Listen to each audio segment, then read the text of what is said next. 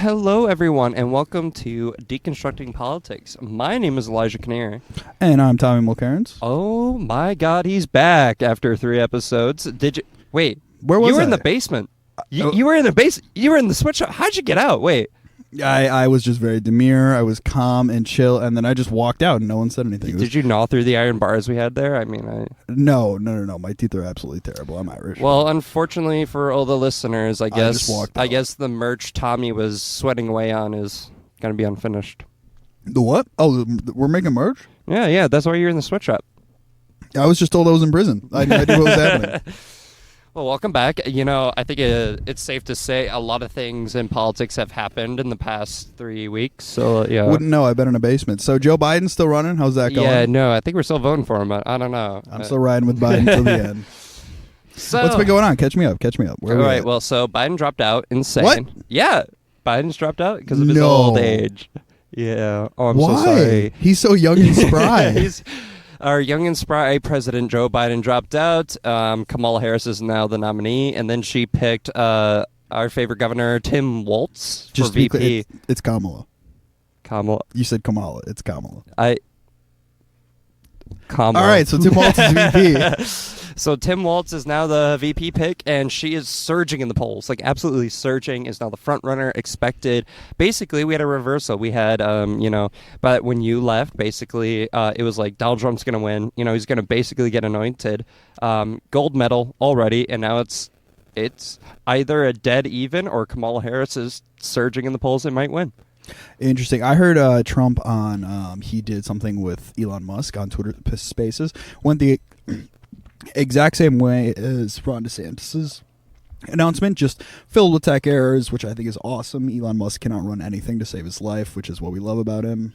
Yeah, well, I wouldn't say love, but, yeah, it's big something. Elon Musk fan.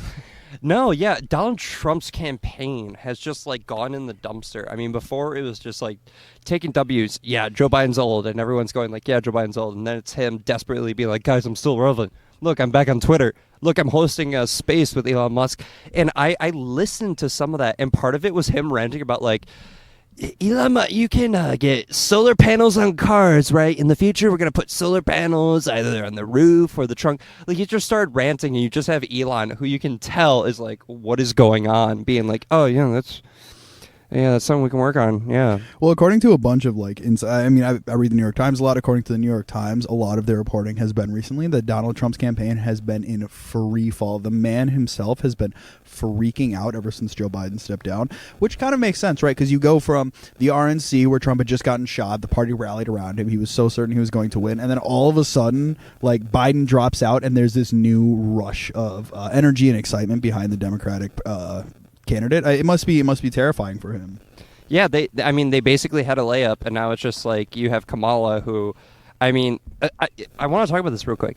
The Democratic campaign, like, with Joe Biden versus Kamala, I don't know what. Kamala. Okay. We're gonna say it together. Wait, because this is important. All right. Ma. La. Kamala. Okay. We just went through it. You said it wrong again. Right. Kamala. What's her name? Kamala Harris. Come on. Kamala. So, Kamala Harris. I don't know. No, it's Kamala. Kamala. I'll get it. Whatever Gen Z interns they have running her campaign are insane. The Brat stuff, like Brat Summer, tying her into that. Now on TikTok, they're like posting edits of her and Tim Walz. There's a Tim Walz TikTok edit that goes so hard. Like, they're running the most positive, kind of like almost Gen Z like influenced campaign, and it's like taken fire. I mean, there was a video of a nightclub where they had like a Kamala Harris coconut edit. Oh, a who? Coconut edit? Kamala. Sorry, Kamala. They had a Kamala Harris coconut edit that was bumping at a club with people dancing to it. It is taking the nation by storm.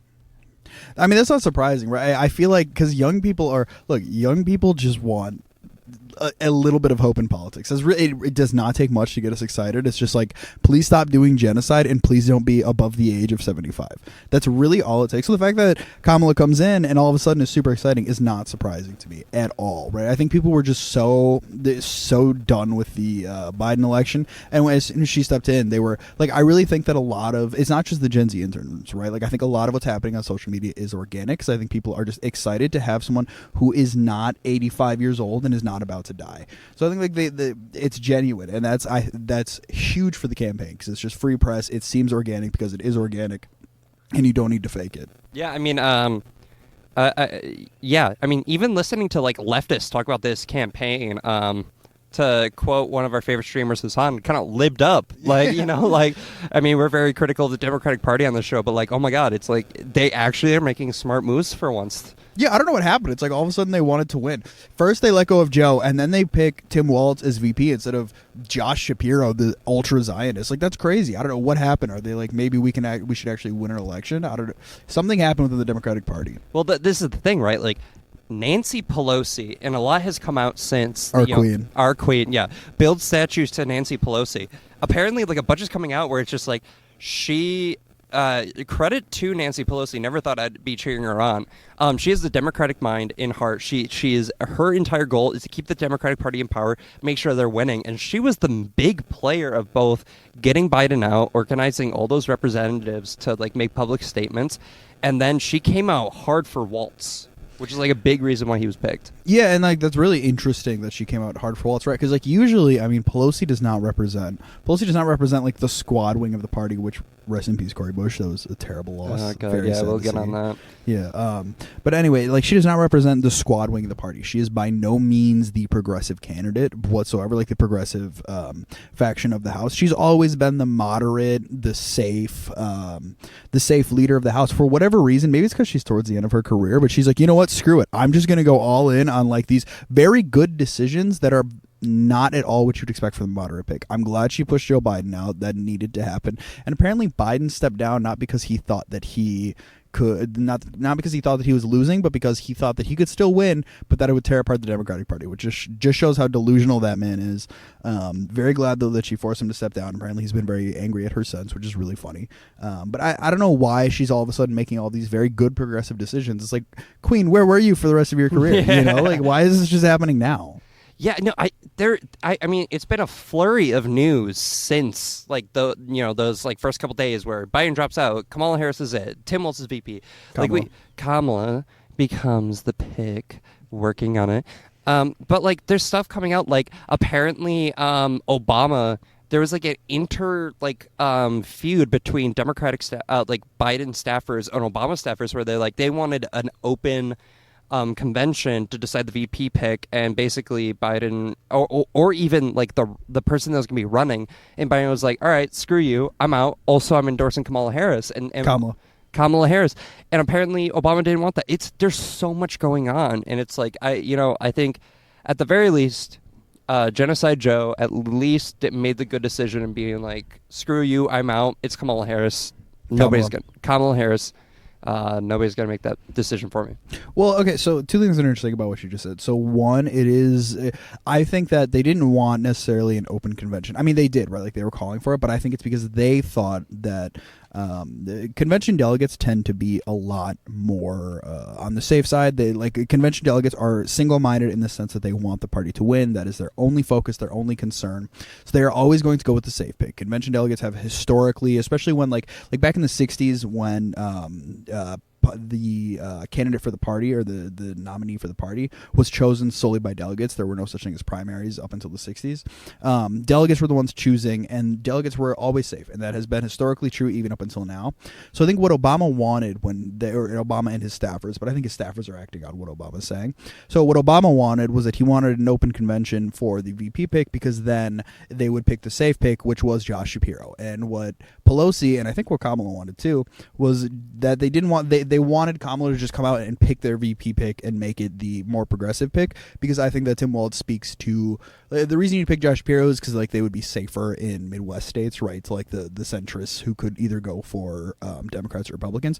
But I think Tim Walz is a very special case where he speaks to those centrists because he's just such a Midwestern dad, and Josh Shapiro comes off as like a fake wannabe Obama. Oh yeah, I mean, those Josh Shapiro speeches, I was like, everyone was like, oh, he's doing an Obama impression. It's like, it can't be that bad. And then you listen to him and it's like, dude, it's that bad. He's like doing an Obama impression. It's like, dog. And apparently during the entire process, one of the final things that also blocked Josh Shapiro from getting it was during those interviews, he turned Kamala off because he just kept Kamala off because he just kept bragging about himself, and he sounded like someone that just wanted to be president. Meanwhile, Tim Walz was like, yeah, I'll do it. Yeah. Well, I mean, because it's very true, right? Like, Josh Shapiro comes across as this, like, cold, calculated politician who hasn't found his own path yet. He just comes off as fake. He comes off as inauthentic because he's trying to copy Obama. And the thing about Obama was that he was so genuine, so authentic. So, like, one of the best orators of our time, right? And Tim Walz, I think you're absolutely right, Eli, had the opposite impression. Tim Walz came off as just, like, this guy who was, like, Midwestern dad vibes 100%, came off as very genuine and honest. And, like, his whole thing with, like, the weird, calling Republicans weird, and that took the party by storm. I don't think that was a calculated move on Tim Walz's part. I just think that he looked at the Republicans and he's like, these people are weird. And he was right. And I think that really picked up within the Democratic Party. Yeah, it's so interesting how the weird thing started by Tim Walz has caught on. I mean, because it is such good messaging. I mean, it's I feel like the Democratic Party, for the most part, their messaging has been off for a very long time. And they've been struggling to kind of like label the MAGA movement. Hillary famously in 2016 used the term deplorables. Basket of deplorables. Yeah, and basically it was just like talking down everyone. But like they struck the nail on the head where it's just like no abortion, like an abortion ban, weird. Being obsessed with like trans kids and like trying to stop all their rights, weird. Like it speaks to a lot of people, and it's really like the Republicans don't know what to do. They're panicking, and they're like, "We're not weird. Oh, look at these guys. Oh, look." JD Vance in particular has been completely thrown off by the claims. But JD Vance is a very weird person, right? Like they try JD Vance. For those who don't know, got famous off of Hillbilly Elegy, which is just like this book that is. I think liberals really liked it. I think that most people from the Midwest who aren't rich. I hate to say it that way, but people who aren't rich from the Midwest who like maybe identified more with people that J.D. Vance was trying to describe did not think that J.D. Vance described the Midwestern struggle or Midwestern working class people very well. But man, liberals and rich people loved it, right? But I think that like he was describing it trying to be like, I'm one of you guys. J.D. Vance went to Yale. J.D. Vance is like, he was a venture capitalist. He is like the guy. When you think of an elitist, J.D. Vance is that guy. And I think that like Trump didn't pick him because he would speak well to the Midwestern states. Trump picked him because he was an ideologue and he could be the continuation of the MAGA movement. And at the time, Trump was very, very convinced that he could win. But I think that him writing Hillbilly Elegy, Trump thought would give him an edge within the Midwestern states. I think Tim Walz is the perfect counter because Tim Walz comes out and is just like, yeah, this guy's from Yale. He's a complete elitist. He has no idea what he's talking about. And it's true. Like J.D. Vance does not have any idea what he's talking about. He wrote this whole book describing like the opioid crisis and like how these people have been absolutely decimated by the federal government for a long time. And his takeaway was that, yeah, it's just because Midwestern working class people don't want to work hard enough. And that's an insane takeaway. Yeah, I mean, that's especially offensive because as someone that had extended family destroyed by the opioid crisis, as many have. Yeah, like I have cousins that had an addiction to opioids, all that sort of stuff. You don't get what you're talking about if you're then being like, oh, you're not working hard enough. Sorry, you're addicted to painkillers that are pushed by your doctor. All that sort of stuff. Like you don't know what you're talking about. And Tim Walz, I mean, the dude posts pictures of him hunting. I mean, I think like one of his like Instagram posts that went viral was him being like, his lawn full of turkeys, and being like, oh, where was this when I was in my hunting season? Like that's what you would. That's the kind of thing you would see on your uncle or grandpa's Facebook. Like this is a guy that you could imagine being at Thanksgiving with or a family reunion with. I mean, this is a guy who really is just kind of almost taking on the embodiment of the Midwest, and the other vice presidential pick is an elite from Yale. Yeah, well, so my question now is, and I mean, of course, we're very involved in the pro-Palestinian movement, the student movement. We were both involved with the encampment. I think the question for me next is, how does Kamala and Tim Walz go about the Palestine issue? Yeah. Because I've seen good things and bad things from Kamala that have made me. I've seen good things, but I've seen a lot of bad things that are making me nervous. Right, like people are now labeling her Killer Kamala, and there's a reason for that. She stared down some protesters in Michigan, which is just like, even if you're not talking about morally being on the side of Palestinians, it's just a terrible idea to stare down and to try and assert dominance over people who are protesting for Palestine in Michigan, which is a gigantic Muslim population, and the Muslim population, especially in Dearborn, Michigan, could decide the election. So I don't know what she was thinking there. I don't know what was going through her mind, but I don't think it's a good look, and I hope to God that something changes where she is more pro-Palestinian than Joe Biden, who, I mean, Genocide Joe was his nickname for a reason. He definitely was very, very pro-Israel, was very pro-genocide, saw pictures of babies dying and said, okay, we need to send about a couple million more dollars in military weapons to Israel. Yeah, I think that's a question of a lot of people's minds, especially if you're in kind of like a student age person, early 20s, or someone that like a Muslim voter or anything, is like, how is Kamala gonna like square up? How is Kamala gonna square up? And and the frustrating thing is, like, we get so much conflicting stuff because, like, I remember when Joe Biden dropped out and it was announced Kamala was, going to be the nominee. There was like reports saying she was the most sympathetic to the Palestinians in the room. When it came to cabinet meetings, she was the one urging restraint. She was kind of like being that kind of person.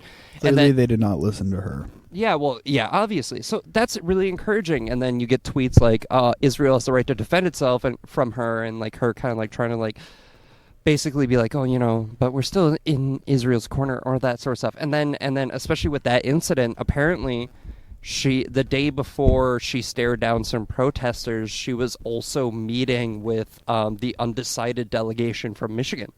And she was asking them about like what they cared about, like Palestine, all that sort of stuff. So it's like it's going back and forth. And I think the big thing for the Democrats right now is stop playing both sides. Stop playing both teams. Either be in support of Palestinian rights or be the Israel lapdogs that you have been. That's going to lose you the youth vote.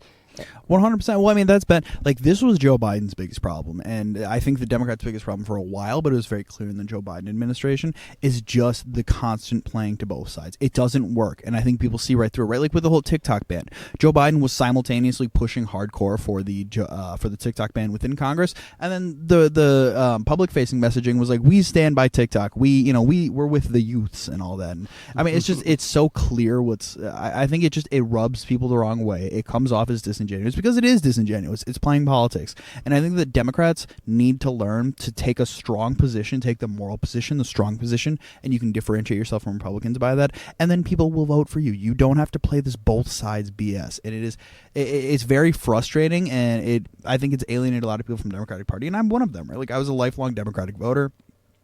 Coming up to the 2024 election, I'm still undecided. I don't know if I'm going to vote or not yet. To be clear, the choice is either between voting for Kamala or not voting at all. It is not between Kamala or Trump, right? But I understand why people, especially young people, get disenfranchised with electoral politics when the only party that seems to push for anything good also at the same time is pushing for the bad things. And you can't keep pushing both sides. You need to just take a stand. Have some backbone, have some spine. Stop being these both siders. It doesn't work. Yeah, I mean, especially because the Democrats have been gifted, a unique position. It's a clean slate. Both of your candidates are pretty popular. Kamala Harris is, I think, one of the few Democrats. Kamala Harris, I'll get it, is one of the few Democrats that has a positive approval rating. She's surging. Tim Walz, very popular pick. Everyone's happy about that. You have a blank state. Don't waste it. Don't waste it by both siding Israel. Don't waste it by being both, well, I'm going to talk to protesters, and I was the person in the room talking about Palestinian rights, and then turn around and be like, well, Israel has the right to defend itself, and trying to publicly back it. Israel has the right to, okay, sorry, just to get into this issue. Israel has the right to defend itself against what? Yeah. against the people fighting back against Israel's occupation. It's insane. They have to defend against those uppity colonized people that have been shoved into basically an open air concentration camp for years. Right, or even from like Hezbollah or like all these other Iranian proxies. That it's like Israel keeps bombing and keeps picking fights, but like it's like if Israel wants to defend itself, maybe it should stop attacking, or if Israel is like so keen on being a safe place for Jewish people, maybe it should stop making the entire Midwest dangerous by attacking all these other people and starting wars unnecessarily. Israel is the aggressor in 9 out of 10 situations, and we just keep funding them, keep backing them. It's at some point it has to come to a head where we're like, look, you guys have done this yourselves. Sorry, we're done. Yeah, like at the end of the day, like, what does America lose by not supporting Israel? I can't think of anything. I get. I can. Sorry, just not to interrupt you, but yeah, I think what Israel does is that it's basically a proxy for the United States and for the West in the Middle East, where there is a lot of oil and a lot of like you want to have something that you can use to control the Middle East, and I think that's what Israel is for America, and that's why America continues to back it, and why decoupling from Israel has been so difficult for America. Right? It's because it's our material interests in that region. Like Israel represents America's material interests. We'll always fight for America's material interests as long as we continue to back them.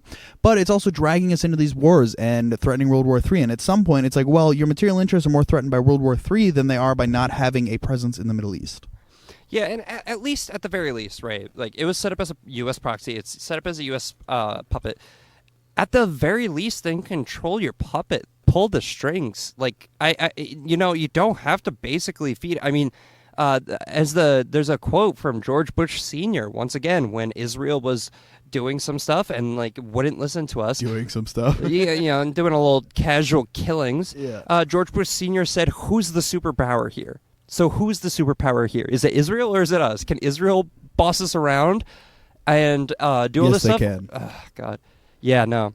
Actually, speaking of that, AIPAC and Cori Bush. Dude, I don't even want to talk about it. That was a hard night. It's upsetting. It's very well, and I'll say like AIPAC has gone on not just on congressional levels, right? Like, or not just on national level. They've gone in and tried to fund local levels. So even within, I think it was a couple days ago, Ryan Clancy, a very pro-Palestine candidate here, had a lot of AIPAC money pouring into his opponent, Jared Anderson, I think was his name, and they still lost, thankfully. But there is AIPAC money on all levels to try and push out. The AIPAC has almost completely taken over power, and thankfully Ilhan Omar won, one of the best Congress people out there. But like overall, AIPAC has kind of gotten their way, and it's very disappointing. Cori Bush, one of the best Congress people, lost, and that's so sad. Yeah, I mean, Cori Bush, is it Louisiana or Mississippi, the state? Mississippi. Representative from Mississippi, very pro-Palestine, very progressive. Probably the most progressive. Her and Ilhan Omar are tied for most progressive. Yeah. I mean, I think she wasn't your typical congressperson. She came from the activist. She was homeless. Yeah, she was homeless. When she got elected, she had to go to I think like a dollar store and like get like clothing, like suits and all that, because she couldn't afford like better stuff. Like, she was someone that was born from the activist level of the Democratic Party. She was someone that is like your everyday Democratic voter, and she just lost to AIPAC. And DSA member, if I'm not mistaken. Also a member of the Democratic Socialists of America, very much the activist progressive part of the Democratic Party, and she lost. And I think the Democratic Party, I mean, kind of like to like tie everything around, choose a side. Yep. Choose a side, because you can't both be, the progressive party, the party that listens to activists, the party that listens to progressives, and also the party that lets a Zionist group push out representatives, because this is now 2 progressive Congress people that have lost their primaries due to an influx of AIPAC money. Jamal Bowman in New York, and now Cori Bush in Mississippi. And again, 2 of the best Congress people. And like specifically, I mean, just to be clear, they did not lose on anything else besides their pro-Palestinian positions. That's what their elections came down to, and that's what they lost on. And again, it's because AIPAC pushed. And AIPAC, for those of you who don't know, is the big pro-Israel super PAC in American politics. They are almost entirely funded. Well, not entirely. They are strongly funded, I think majority funded by evangelical Christians, by the evangelical right. There's a belief on the evangelical right that once once Israel is given back to the Jews, or once the land that is quote unquote Israel, which is really just occupied Palestine, is given back to the Jews, then that's when the rapture will happen. So they push a lot of money into these races. They funnel money into AIPAC, which then funnels money into the elections, and that is exactly why Cori Bush and Jamal Bowman lost. They did not lose because of policies besides their pro-Palestinian stance. Yeah, so like we said, and it's now becoming like a very concerning issue in the Democratic Party, where you have an outside influence, basically a proxy organization for Israel, a very Zionist organization, deciding our elections, basically deciding two Congress people get voted out of office because they flood those races with millions. I mean, we're not even talking like a small amount.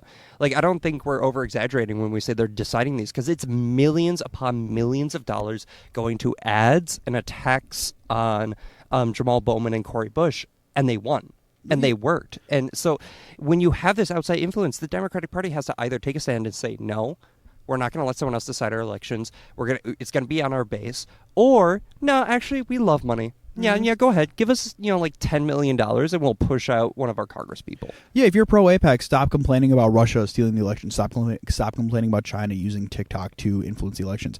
This is a foreign government using a lobby, which AIPAC is one of the biggest lobbies in America. Yeah, in American politics. Like, stop complaining about these other countries influencing our politics, because you're totally fine with Israel influencing our politics. Yeah, it's absolutely ridiculous. It's probably, I think, one of the biggest hypocrisies in modern American politics.